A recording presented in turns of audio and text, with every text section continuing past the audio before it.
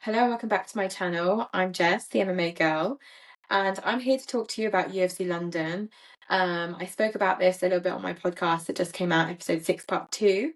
And now I'm going to go over what happened at UFC London and my experience as a fan and as a podcaster slash media member of the UFC fan base, and what that was like for me going into UFC London and everything in between. So let's get into it. UFC London, guys, let's go. So, first thing I'd like to say is I've been to about 3 UFC events before UFC London. So now I've been to 4 UFC events in total. And my only 3 events that I'd been to previously were in Paris. So this is the first time, despite being from London, this is the first time attending a UFC London event or just any UFC event outside of France. So I got to compare not only the fan experience, but also the fans that were present in the arena at the time, because UFC's fans across the world are all very different. And in France, the French people are known for their amazing ability to keep an arena or a stadium loud and animated throughout the whole evening. So the UFC London fans weren't as ferocious as the French fans. I'm going to say that now. Comparing the two, having been in both the Accor Arena in Paris and in the O2 Arena in London, there was nothing close to the noise that the French fans were making. But they're known for that now. In any WWE events, all the fighters in WWE were saying, we've never experienced that before in our lives. Randy Orton said, it's been a long time since any crowd has sung my theme music from start to finish at the highest volume. Coming from a crowd that don't speak English, they knew my song better than some American fans did. And it's not a lie, honestly. French fans are insane. They just sing along the whole time. They are just non-stop, and the commentators can't hear themselves think.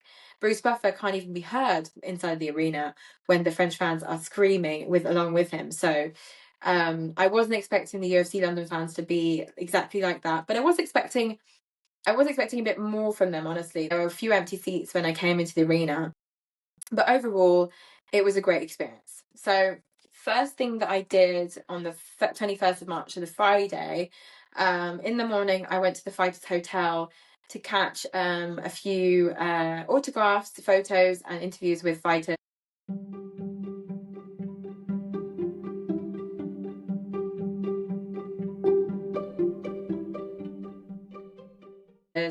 And let's go over who I met.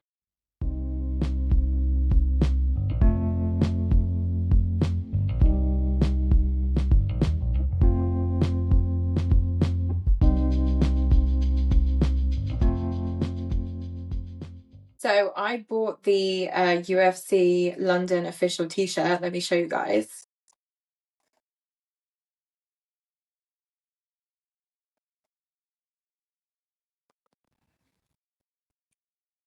And I got it signed by quite a few fighters. So I'm going to go over who signed my t-shirt, of course.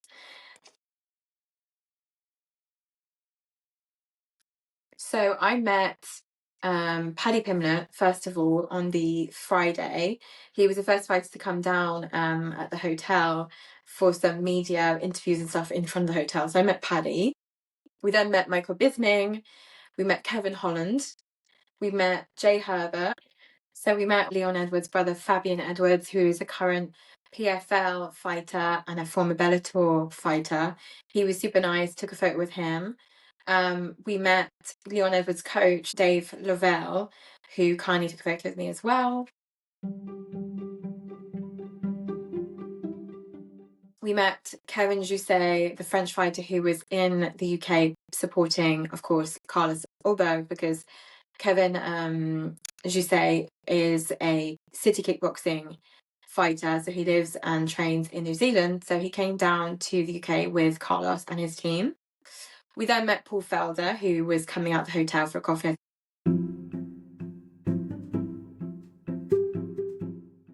I met Joanna Jędrzejczyk coming out of the fighter hotel, who later on that day did a meet and greet at the UFC WWE store at the O2. I unfortunately didn't get to see her at the meet and greet because that was at the same time as the UFC Ceremonial Weigh Ins, so there wasn't enough time for us to do all of that. I also met in the tube station Nathaniel Wood, who kindly signed my UFC t-shirt, my UFC London t-shirt.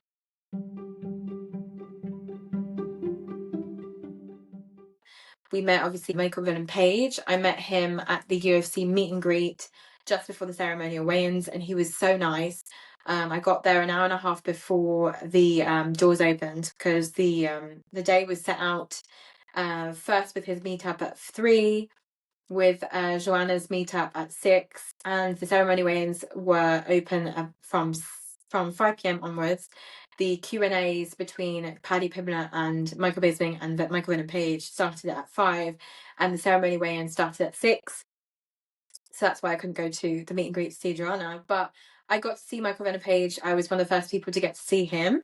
He was so nice, really, warm and kind. And, he signed my t-shirt. We got a photo with him. Such a nice guy, a stand-up guy. I also asked a few questions at ceremony weigh-ins, but I'll get into that later.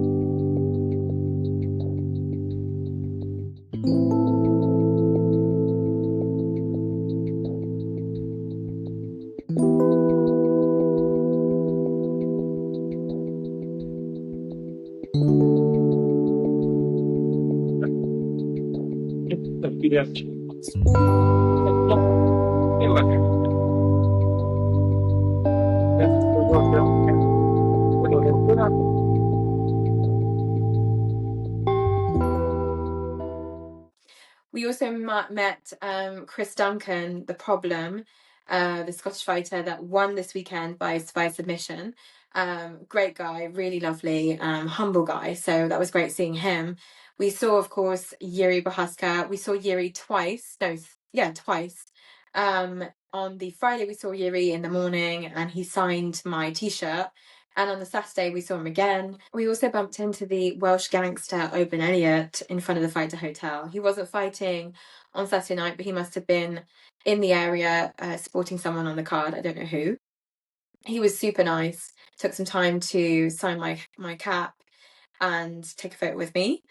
I also got my cap signed by Mick Parkin, obviously the training partner of Tom Aspinall, who unfortunately lost against Tybura this weekend, but he was super nice. One of the nicest I've ever met on the UFC roster. Such a nice, smiley guy. We met Jordan Vucinic, obviously Chris Duncan's opponent, who lost unfortunately on Saturday night.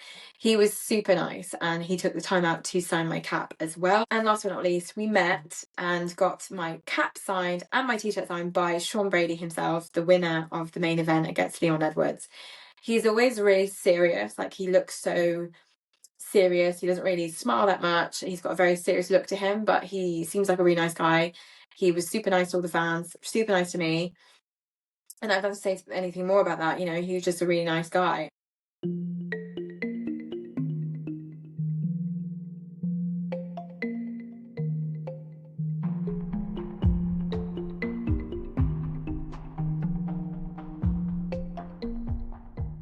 That was, one of our fan experiences, both days meeting all the UFC fighters coming out of their hotel, and I'm really lucky to have been there. So thank you to the fighters who took the time out to see me and to speak to me. They were really nice. Then we went to the ceremonial weigh-ins. And at the ceremonial weigh-ins, there was a fighter Q&A between Paddy Pimblett and Michael Venom Page, hosted by Michael Bisping, the legend himself. That was amazing. Lots of great questions were asked to both fighters. I will insert a clip of the questions I asked both Michael Venom Page and Paddy Pimblett. I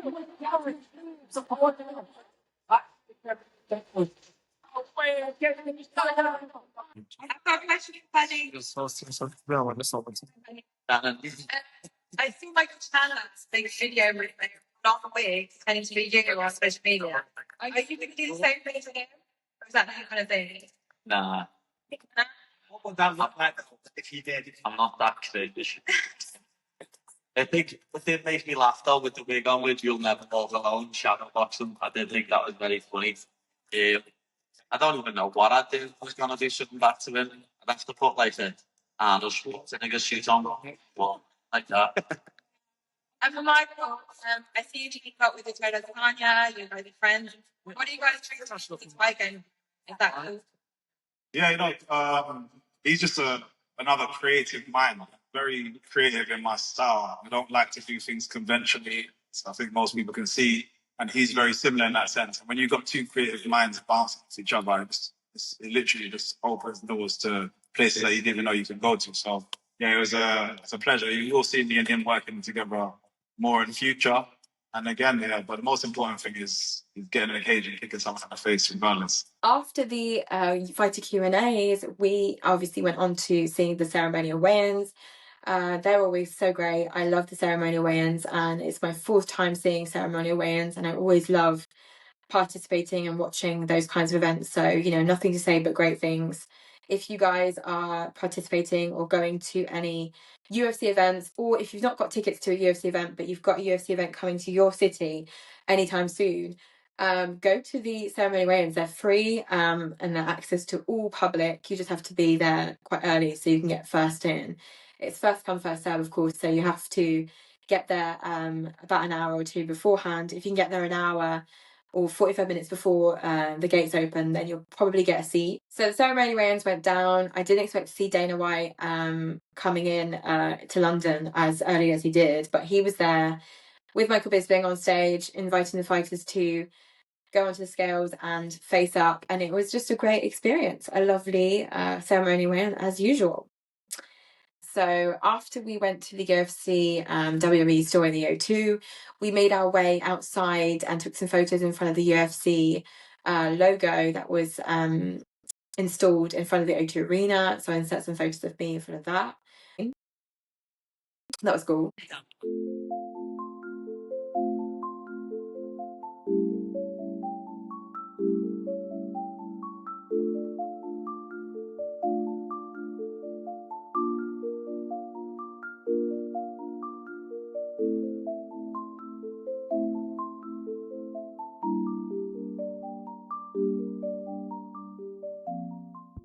And then we went to queue up for the event. The gates opened at 4 p.m. and the event started at 5, and then the fight started. As I said in my podcast, I was not seated very close to the ring, close to the octagon at the start of the event. I probably watched about 4 prelim fights before having enough of where I was sat. I didn't get the best of seats, and before coming to the O2 Arena, I wasn't too mad about it. I said to myself, regardless of whether the seats are far or not, I'm going to have a good night and it's going to be fine. But honestly, any advice I give to people that are looking to go to a UFC event, I would say, please try and get the best seats possible for your budget, because honestly, the further you are away from the octagon, the further you feel from the octagon. There's no way around it. We were very far away, so we saw the fighting in the octagon and they looked like ants from where we were. So I don't like going to UFC events where my main visual point is the screen projecting the fight onto the screens above us. I don't like that. If I'm inside an arena, I want to be able to see the fights up close and see the fighters myself, and I don't want to have to watch the screen when the fighters are in front of me. So I was very disappointed, and at some point the people behind me were so drunk that one of their friends fell across 2 rows and fell onto my back and spilt his beer on some guy that was next to me. And I was like, oh my God, no offense, but I am not made for this crowd. This is not my thing. I'm supposed to be lower down and with people that aren't getting drunk out their minds, because this guy, the only thing I thought of was luckily I wasn't injured, of course. I hurt my head a little bit, but it was fine. They were lucky that seeing as he fell 2 rows deep, there wasn't anyone on the 2 rows behind me at the time for him to fall onto. So he fell straight onto me, the person that was next to me.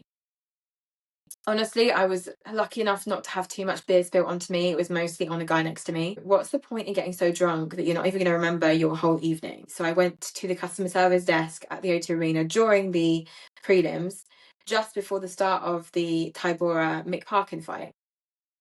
And I said to the woman at the customer service desk, is there any way of upgrading me at this point? And she said, come back at 7 and we'll look to upgrade you. So I went back at 6:45 because I wanted to be the first to ask for an upgrade. And she was able to get me seats in the Pepsi Veep lounge seated area, which was insane. Like the upgrade of a century. I've never seen that in my life. So thank you to the O2 for making that possible. And at that point, my evening got 100 times better. I was able to watch the fights up close and personal, and I didn't have to watch anything that was happening on the screens, unless there were parts of the fight that were happening in front of the cameraman that were blocking my vision. At that point, then I would have watched the screens, but the rest of the fight I could watch easily without having to look at any of the screens. So I was so happy to have been upgraded. So that changed my whole entire evening from start to finish. There were a lot of booing. Some of the fighters were going straight to the takedowns. There was a lot of booing during the Gunnar Nelson versus Kevin Holland fight, when Gunnar Nelson was taking Kevin Holland down quite a few times. UK fans, they don't have any patience for seeing guys being taken down. So, and they were not happy to see Sean Brady take Leon Edwards down for 3 full rounds. And as I said in my podcast, a lot of them were leaving before the end of the fight. And that was a shame because, Leon Edwards, I think one thing that he needed was the support of the UK fans. And I think that took away from some of the motivation that Leon had to go through that fight. As I said in my podcast, Leon just didn't look like himself at all. And I think it's sad to see Leon look like a shell of his former self. But I personally took the tube after the fight. And coming out of the O2 Arena was insane, crazy. There were so many people coming out of the O2 Arena. There was already a lot of people going out, as I said, before the fight ended. I stayed until the last minute and watched Sean Brady's hand get raised by Jason Herzog, the ref for that match. But coming out of the O2, we were followed by at least 2,000 or 3,000 people going into the tube station. I was staying in King's Cross, so from the O2 Arena at North Greenwich, I had 3 stops. Then I had to get off and go onto another tube train, and it was just crazy. They had to block off the North Greenwich tube station for a while in order to let the flow of fans coming out the O2 Arena leave.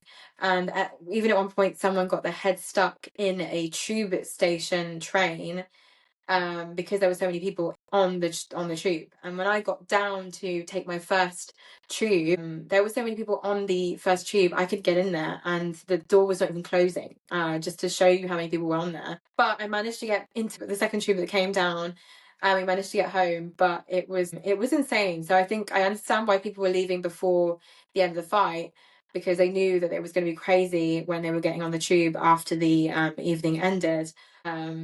And obviously the tubes stopped running at about midnight, so obviously they wanted to get back before the tubes were done, and had to get a taxi, which would have been a lot more expensive. It was disappointing for the UK fans, so I think they didn't want to maybe see Sean Brady's hand get raised, but it was a well-deserved win. So, you can't take anything away with Sean Brady. He did what Bilal Muhammad should have done. So that's what I have to say about that. Overall, I had a great weekend at UFC London, and I can't wait for my next MMA event, or just my next UFC event.